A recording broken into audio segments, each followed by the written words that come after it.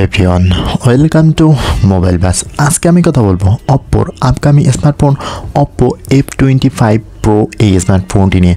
বরাবরের মতন অপ্পো এবারও লঞ্চ করতে যাচ্ছে তাদের এফ সিরিজের নতুন একটি স্মার্টফোন অপ্পো F25 প্রো এই স্মার্টফোনটি। বরাবরই এফ সিরিজের ফোনগুলো বেশ অসাধারণ লুকস এবং বেটার ক্যামেরা সহ আসে, আর এই স্মার্টফোনটিতেও সেই রকম বেটার কিছু অফার করেছে। ভালো প্রসেসর, ভালো ক্যামেরা এবং র্যাম রোমের দিক থেকেও বেটার থাকছে এই স্মার্টফোনটি। এই স্মার্টফোনটিতে থাকছে পাওয়ারফুল চার্জিং ওয়াট, যেটি বেশ অসাধারণ। এই স্মার্টফোনটি লঞ্চ হওয়ার ক্ষেত্রে হয়তো 35,000 টাকার আশেপাশে বা 33,000 টাকার মধ্যে বাংলাদেশ মার্কেটে লঞ্চ হতে যাচ্ছে, আর এটি হতে যাচ্ছে 5G একটি স্মার্টফোন। তো চলুন জেনে নেওয়া যাক এই স্মার্টফোনটি সম্পর্কে বিস্তারিত। প্রথমে যদি এই স্মার্টফোনটির ডিজাইন এবং বিল্ড কোয়ালিটি নিয়ে কথা বলি, তাহলে ফোনটির এফ সিরিজের যখন ফোন, সেই ক্ষেত্রে এই স্মার্টফোনটির ডিজাইন নিয়ে কথা বলার দরকারই মনে হয় না, কারণ এফ সিরিজের ফোনগুলোর ডিজাইন আউটলুকটা অসাধারণ হয়ে থাকে। লুকিংয়ের দিক থেকে এই স্মার্টফোনটি চমৎকার ডিজাইন। ব্যাক প্যানেলের ক্যামেরা ডিজাইনটাও একেবারে বেটার লেভেলে সাজানো হয়েছে, যেটি দেখতে অসাধারণ লাগে। এই স্মার্টফোনটিতে থাকবে মাইক্রো স্কোপ লেন্স, যার তারা বেশ ছোট ক্ষুদ্র জিনিসও এই স্মার্টফোনটির ক্যামেরা দিয়ে দেখা যায়, যা একেবারেই চমৎকার একটি camera system. Colour, design, build quality এই স্মার্টফোনটির অসাধারণ। এই স্মার্টফোনটি ওয়েট থাকছে 177 গ্রাম এবং থিকনেস 7.5 মিলিমিটার। বেশ স্লিম এবং লাইট ওয়েটের একটি স্মার্টফোন, কারণ এফ সিরিজের ফোনগুলো বরাবরই ডিজাইন, ওয়েট, থিকনেস একেবারে সিম্পল রাখার চেষ্টা করে, আর এই স্মার্টফোনটির বেলায়ও ব্যতিক্রম নয়। ফোনটি পাওয়া যাবে দুইটি কালারে, লাভা রেড এবং ওকেন ব্লু কালারে। কালারটাও অসাধারণ। থাকবে ফোনটিতে IP65 ডাস্ট ওয়াটার রেজিস্ট্যান্সের সুবিধা, যা অসাধারণই থাকছে। তো ওভারঅল ফোনটির আউটলুক, ডিজাইন, বিল্ড কোয়ালিটি এক কথায় চমৎকার। এরপরে স্মার্টফোনটির ডিসপ্লে সেকশনে ফোনটিতে অফার করেছে 6.7 ইঞ্চির একটি অ্যামোলেড 1 বিলিয়ন কালার্সের 120Hz রিফ্রেশ রেটের ডিসপ্লে, যেখানে অফার করা হয়েছে HDR10+, 500 NEET brightness, 90-100 NEET SBM এবং 1100 নিট পিক ব্রাইটনেস। ফোনটির ডিসপ্লে রেজলিউশন থাকছে 1080x2412 পিক্সেল রেজলিউশন।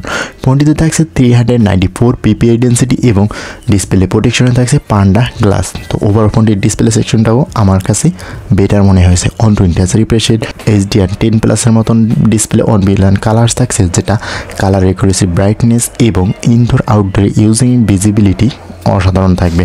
ফোনটি আউটলুকেও অসাধারণ এবং ফোনটি ভিডিও দেখার ক্ষেত্রেও কালার ডিজাইন অসাধারণ। এরপরে স্মার্টফোনটি ক্যামেরা সেকশনে ফোনটিতে অফার করেছে 64 মেগাপিক্সেলের মেইন ক্যামেরার সাথে একটি 8 মেগাপিক্সেলের আলট্রা ওয়াইড লেন্স এবং 2 মেগাপিক্সেলের ম্যাক্রো সেন্সর। ফোনটির ফ্রন্ট ফেসিংয়ে থাকছে একটি 32 মেগাপিক্সেলের সেলফি শুটার। এখানে উভয় ক্যামেরাতেই AIS-এর সুবিধাটা দেওয়া হয়েছে। 4K রেজলিউশনে ভিডিও রেকর্ড করার সুযোগ থাকছে ফোনটির ফ্রন্ট এবং ব্যাক ক্যামেরা দিয়ে, যা অসাধারণ। এই প্রথম হয়তো অপ্পো তাদের এই বাজেটে স্মার্টফোনে আলট্রা ওয়াইড লেন্স প্রোভাইড করেছে, যেটা এক কথায় বেস্ট। ওভারঅল ফোনটির ক্যামেরা দিয়ে মোটামুটি বেশ ভালো ছবি পাওয়া যাবে। ফ্রন্ট ফেসিং সেলফি ক্যামেরাটাও অসাধারণ। এখানে হয়তো সোনির লেন্স ইউজ করা হয়েছে। এরপরে স্মার্টফোনটি পারফরমেন্স সেকশনে ফোনটিতে অফার করেছে মিডিয়াটেক ডাইমেনসিটি 7050 একটি 6 ন্যানোমিটার চিপসেট, যেটি 5G সাপোর্টেড। CPU হিসেবে থাকছে 2.6 GHz অক্টাকোর এবং GPU হিসেবে থাকছে মালিজি 68MC4। ফোনটি থাকবে দুইটি ভেরিয়েন্টে, 8GB 128GB এবং 8GB 256GB। তবে এখানে মেমোরি কার্ড ইউজ করার মতন সুবিধারও প্রোভাইড করা হয়েছে, যেটা বেটার। ফোনটি রান করবে ColorOS 14-এর সাথে Android 14। তো ওভারঅল যদি ফোনটির পারফরমেন্স সেকশন নিয়ে কথা বলি, নতুন প্রসেসর, মোটামুটি বেশ ভালো পারফরমেন্স পাওয়া যাবে এবং এফ সিরিজের ফোন হওয়াতে একেবারে হায়ার লেভেলের চিপসেটও প্রোভাইড করে না অপ্পো, তবে এটাও মোটামুটি একেবারে খারাপ নয়, মোটামুটি বেশ ভালো পারফরমেন্স দেবে আপনাকে।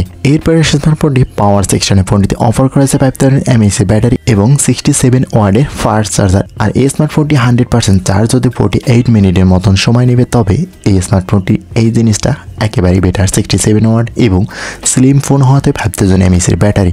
অপ্পোর এফ সিরিজের ফোনগুলোতে চার্জিং ব্যাকআপটা একটু কম থাকে, কারণ এখানে ব্যাটারি এমএএইচ কম দেওয়া হয় ফোন স্লিম করার কারণে, বাট এই স্মার্টফোনটিতে 5000 mAh দেওয়া হয়েছে, যেটা আপনাকে পুরো দিন অনায়াসে বেটার সাপোর্ট দিবে এবং 67 ওয়াট একেবারেই দ্রুত রিসেন্টলি চার্জ করতে সক্ষম স্মার্টফোনটি। তো ওভারঅল পাওয়ার সেকশনটাও বেটার।